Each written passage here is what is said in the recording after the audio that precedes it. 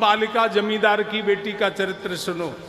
उभय बाई, दो बाई हैं। जमींदार बहुत पैसे वाला था, दो भाई थे और एक बहन थी। बहन ये थी जिसको सिलपिल्ले ठाकुर मिले हैं। विश्वास, भक्ति मार्ग में संतों ने और शास्त्रों ने जो कह दिया है उसका विश्वास ही करना है। विश्वास करना ही है। ये भक्ति मार्ग बुद्धि प्रधान नहीं है। अगर बुद्धि प्रधान कोई साधना करनी है तो हमारे यहाँ दूसरी साधनाएं मौजूद हैं, लेकिन भक्ति मार्ग में बुद्धि तत्व को तो कहीं जगह है ही नहीं। बुद्धि लगाओ, मैं कौन हूँ, मैं कहाँ से आया हूँ, मैं किस लिए आया हूँ, मैं क्या करने आया हूँ, मैं क्या कर रहा हूँ। लगाओ बुद्धि, पता लगेगा, पता लगेगा। अरे कभी मन में किसी बात का अभिमान हो जाए तो संसार के मानचित्र को देख लेना। संसार के मानचित्र में ढूंढोगे तो भारत इतना सा है। उस भारत में भी ढूंढोगे राजस्थान तो राजस्थान इतना सा है। राजस्थान में भी ढूंढोगे जयपुर तो एक डॉट है। कि डॉट में ढूंढोगे कि अग्रवाल फार्म कहाँ है, चश्मा 4 लगा लेना पर मिलेगा नहीं ढूंढने से। और उस अग्रवाल फार्म में भी दुर्गा पार्क कहाँ है, नहीं मिलेगा। उसमें भी फिर वो टेंट कौन सा है जहाँ कथा चल रही है, फिर उसमें ढूंढोगे। भारत संसार के मानचित्र में ढूंढना, फिर इसमें हम कौन सी जगह बैठे हैं, नामो निशान नहीं मिलेगा।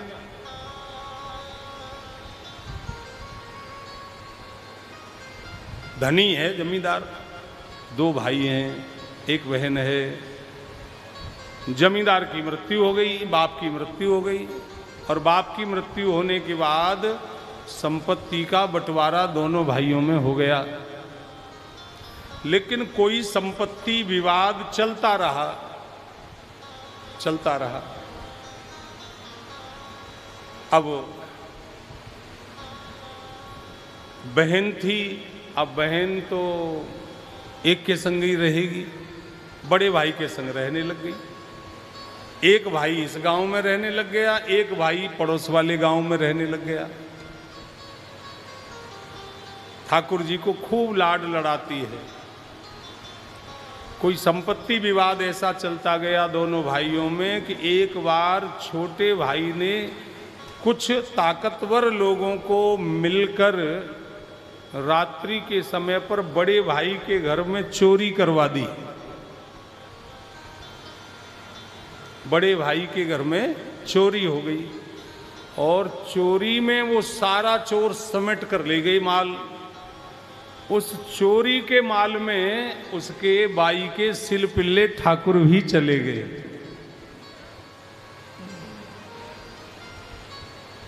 वो भी चले गए। अब जैसे ही सुबह जगी, पता लग गया भाई ने कराया ये सब नाटक। अब वो रोने लगी, फूट फूट कर रोने लगी। बोली मेरे तो प्राण हैं, मैं उनके बिना जी नहीं सकती हूँ। मैं उनकी जब तक सेवा नहीं करूँगी तब तक अन्न जल भी ग्रहण नहीं करती हूँ। मैं उनके बिना कल्पना भी नहीं कर सकती। ऐसा ऐसा उसका भाव व्यक्त होने लगा, रोने लगी, बहुत ज़्यादा विकल होने लगी। 2 दिन हो गए, 3 दिन हो गए, अन्न जल भी त्याग दिया उसने। बहुत दुखी हुई। तब बहन की ऐसी दशा देखकर गांव के ही किसी भाई, किसी व्यक्ति ने कहा, बोले बेटी तुझे तेरे ठाकुर जी से अगर इतना ही सिलपिल्ले से इतना ही अपनापन है तो वो सिलपिल्ले चोरी कराई है तेरे छोटे भाई ने। 2 भाई है ना, बड़े भाई के यहाँ रहती थी, छोटे भाई ने चोरी कराई थी। तो तेरा बड़े भाई के यहाँ तू रहती है, माल चला गया छोटे भाई के यहाँ। अब छोटा भाई, अरे लड़ाई तो इन दोनों में है, बहन के लिए तो दोनों भाई समान हैं। कभी कभी तो बहन भी दुविधा में फंस जाए, आपस में 2 भाइयों 3 भाइयों आपस में लड़ते मरते हों तो बहन बेचारी क्या करे, किसके यहाँ जावे। जिसके यहाँ चली जाए तो वो दूसरी वाली भाभी आने दे मेरे यहाँ, देखूंगी। अब तो वही भाई है इसका, ये तो भाई है ही नहीं। इसके चली जाए तो वो भाभी नाराज हो। अभी इसका विवाह भी नहीं हुआ था, अब वो परिस्थिति तो थी नहीं, तो किसी ने कहा तेरे लिए तो दोनों भाई समान हैं। अरे तेरे सिलपिल्ले ठाकुर बड़े भाई के यहाँ रहकर तू सेवा करती थी, तो अब छोटे के यहाँ चले गए तो तू चली जा और कह दे जाके भाई मेरे ठाकुर जी, मेरे सिलपिल्ले भगवान तुम्हारे यहाँ आ गए रात को, ऐसे ऐसे तुमने जो आक्रमण किया उसमें हमारे ठाकुर जी, तो हमारा जो वो ठाकुर बटुआ है, ठाकुर मंजूसा है, वो हमारी हमें लौटा दो। तो इसके बाद जच गई, बोले ये बात तो ठीक है। तो बहन उस पड़ोस वाले गांव में गई अपने छोटे वाले भाई के पास, और उससे जाकर के, अब गांव में घर में तो गई नहीं, वहाँ बाहर चौपाल जैसी कोई बनी हुई थी, उस चौपाल में, गांव में तो लोग प्राय है आपको कोई न कोई जगह ऐसा मिल जाएगी जहाँ 4, 6, 10 लोग हमेशा बैठे ही मिलेंगे। कौन आया, कौन गया, किस लिए आया, किस लिए गया, क्या लाया, कब आया, कब जाएगा, ये एक चौपाल पे बैठे बैठे पूरे गांव का लेखा जोखा रहता है, सब पता रहता है। अब बहन गई, अब वहाँ सारे लोग बैठे थे, तो बहन ने अपने भाई से जाकर के कहा, बोले भैया मेरे सिलपिल्ले ठाकुर तुम्हारे घर में आ गए हैं, भाई के यहाँ से तुम सामान लाए, उसमें मेरे आ गए। अब भाई का तो कोई द्वेष नहीं था बहन के प्रति, तो भाई ने कहा देख मुझे पता नहीं है, मेरे घर में बहुत सारे ठाकुर हैं, मेरे घर में बहुत सारे ठाकुर हैं। कई बार तो दुविधा में अटक जाए, ये तो अपनी अपनी पहचान मालूम है, आप सिंहासन से उतार के रख दो यहाँ और फिर कोई अपना अपना छांट के ले जाए तो गलती न हो, ऐसा हो ही नहीं सकता है। सबके सिंहासन अलग अलग हैं, और कहा जाए कि सिंहासन से उतारो और ये बढ़िया व्यवस्था है, सब ठाकुर समान होंगे, कोई ऊंचे पर और कोई नीचे पर नहीं। एक फंटा लगाओ और उस फंटे पर बढ़िया मखमली वस्त्र बिछाओ और उस पर सब ठाकुर जी को सिंहासन पीछे रख दो और सबको विराजमान कर दो, तो किसी न किसी से भूल हो ही जाएगी, क्योंकि सब एक जैसा स्वरूप है। और अब अलग अलग बैठे हैं ना, तो सबकी मैया अपने अपने लाला को बीच बीच में देखती रहती, देखना भी चाहिए, अपने पर दृष्टि रहती है। यही अपनापन हमको भगवान की ओर खींच कर ले जाता है, जो अपनापन है।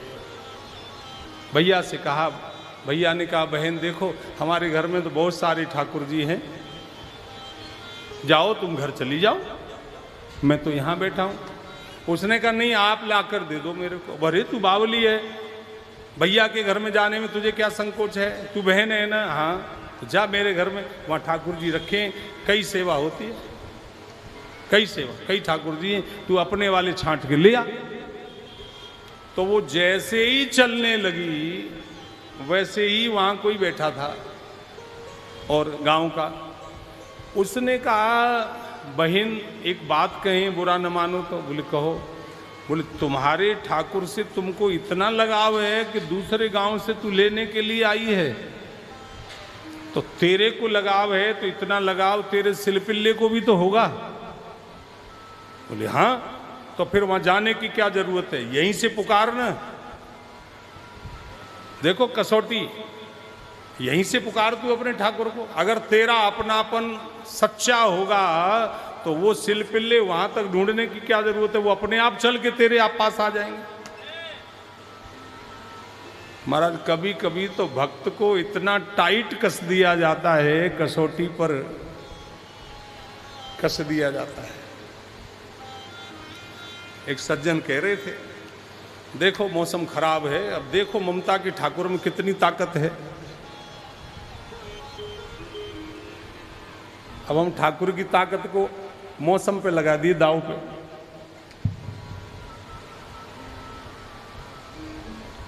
सब नहीं, जीवन में सत्संग का अभाव होता है तो वहां ठाकुर की कसौटी कसते हैं हम। और हम बार बार इस चीज को चिल्लाते हैं, हमको भगवान को कसौटी पर नहीं कसना है, भगवान की कसौटी पर हमको खड़ा होना है। हमसे भूल क्या होती है, हम भगवान को कसते हैं। अपनापन में वो भी होता है, ऐसी कोई बात नहीं है, लेकिन प्रारंभिक अवस्था में हमको उनकी भेजी हुई प्रत्येक परिस्थिति को हृदय से स्वीकार करना है। अगर हम उस परिस्थिति को हृदय से स्वीकार नहीं करेंगे तो आप ये मानो कि परिस्थिति बदलना अपने हाथ में नहीं है। बताओ, परिस्थिति बदलना अपने हाथ में है तो ऐसे हिलाओ, नहीं है तो यूं हिलाओ। नहीं है बदलना। अगर परिस्थिति बदलना अपने हाथ में होता, आज सुबह कई जगह से समाचार मिले। एक समाचार तो यहां से करीब 2 किलोमीटर आगे से मिला था, फोन गया, बोले हमारे बगल वाले प्लाट में 2 फीट पानी भरा हुआ है। ये शब्द है उनके, 2 फीट पानी भरा हुआ है। इतनी बारिश हो गई, सुबह ही सुबह जगह तो बारिश चल रही है, कोई के रात भर हुई, जैसे भी हुई हो, लेकिन महाराज आज तो मैंने कि 2 दिन की झटका पे तो टेंट बच गया था, पर आज तो बचने वाला नहीं। सबको ही लग रहा था, सबको ये लग रहा था कि 1:30 बजे 1 बजे कीर्तन तो रख लिया महाराज ने, पर मोबाइल देखते रहो, मैसेज आने वाला है कीर्तन कैंसिल होगा आज। और असली माल तो 1 बजे से ही लुट रहा है। चलो कोई बात नहीं, जब भी हम आए अच्छी बात है, लेकिन भूमिका पूरी ये लग रही थी कि आज तो रात में बस लीला सुबह हो ही गई ब्रह्म मुहूर्त में। लेकिन अब आप देख लो, आप सब आए हो, पधारे हो, कहीं लग रहा है आपको बारिश हुई है सुबह यहां? बताओ।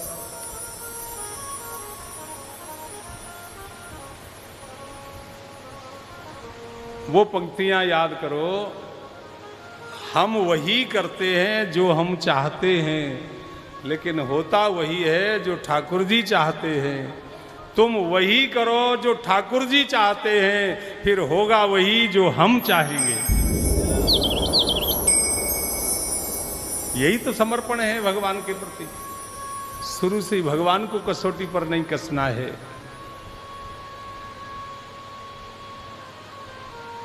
भाई ने कह दिया, अरे तू वहां जा, तेरे संग अपनापन है तो तू यहीं से बुला ना, यहीं से पुकार, तभी हम मानेंगे कि तेरा प्रेम भगवान से सच्चा है। प्रेम करने वाला प्रेमी, जिसको प्रेम किया जा रहा है वो भगवान। ये बीच में नास्तिक लोग कोई ना कोई ऐसी नौटंकी कर दिया करते हैं, लेकिन ध्यान रखना, हमारे ठाकुर जी अपने भक्त की बात को कभी गिरने नहीं देते हैं। प्रबल प्रेम के पाले पढ़कर प्रभु को नियम बदलते देखा, अपना मान भले टल जाए पर जन का मान न टलते देखा। अरे महाराज, आज जो हरि ही न शस्त्र गहाऊं, तो लाजो गंगा जननी को शांतनु सुतन कहाऊं। आज जो हरि ही न शस्त्र गहाऊं। गोविंद प्रतिज्ञा किए हैं कि मैं शस्त्र नहीं उठाऊंगा, और भक्त की प्रतिज्ञा है कि मैं शस्त्र उठवाकर मानूंगा।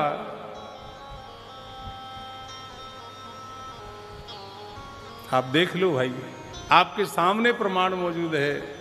इसलिए कभी भगवान के ऊपर अपनी बात को मत थोपिए, ध्यान रखना इस बात को।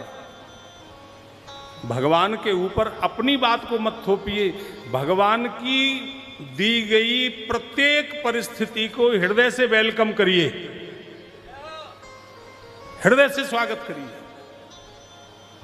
और हमने देखा है व्यवहार में माँ जब किसी बात पर क्रोधित होकर बच्चे को थप्पड़ मारती है और वो थप्पड़ बालक चुपचाप सहन कर लेता है, फिर दूसरा थप्पड़ मारती है, बालक उसको भी चुपचाप रो करके सहन कर लेता है, फिर तीसरा भी अगर मारती है, बालक रोकर उस थप्पड़ को सहन कर लेता है, तो फिर थप्पड़ खा करके माँ का बालक ने यदि सहन कर लिया, तो फिर बाद में वही थप्पड़ मारने वाली माँ इतना लाड़ करती है, 10 जगह कहती है 3 थप्पड़ मारे हैं मैंने, लेकिन मुंह से बोला तक नहीं है। उस माँ की कृपा कितनी होती है, थप्पड़ मारेगी तो इतना ऊंचा हाथ उठाएगी, और मारते मारते मारते मारते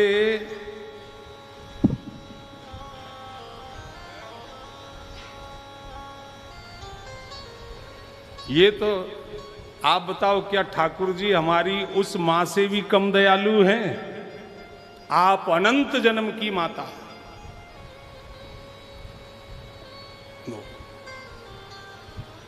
सबके जीवन में घटी है ये घटना तो। और अगर बालक बीच में बोल गया, एक थप्पड़ मारा और बालक बीच में बोल गया, तो और क्रोध बढ़ेगा। अच्छा, मेरे सामने बोलता है, फिर 2 मार के बंद होने वाली मां फिर 4-6 मारेगी। बोलो ये बात होती है कि नहीं? यही बात बिल्कुल भगवान से जोड़िए, भगवान की दी हुई है। आज कथा का विश्राम दिवस है। इस विश्राम दिवस में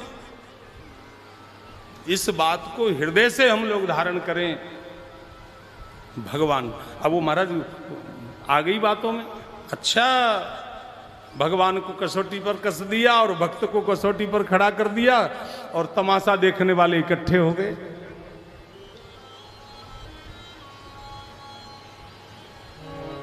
सिल पिल्ले चले आओ,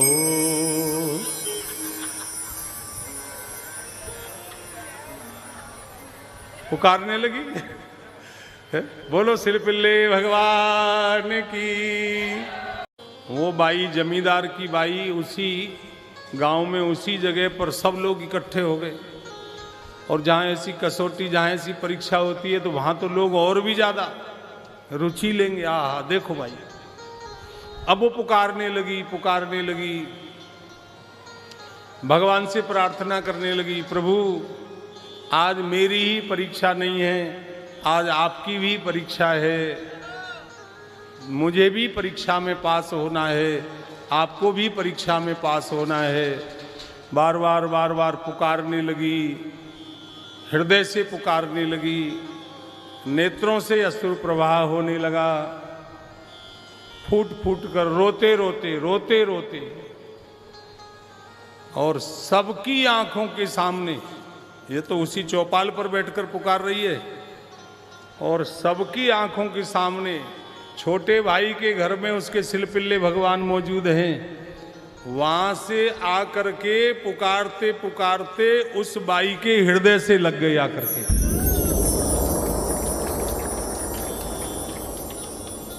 बोलो भक्त वत्सल भगवान की।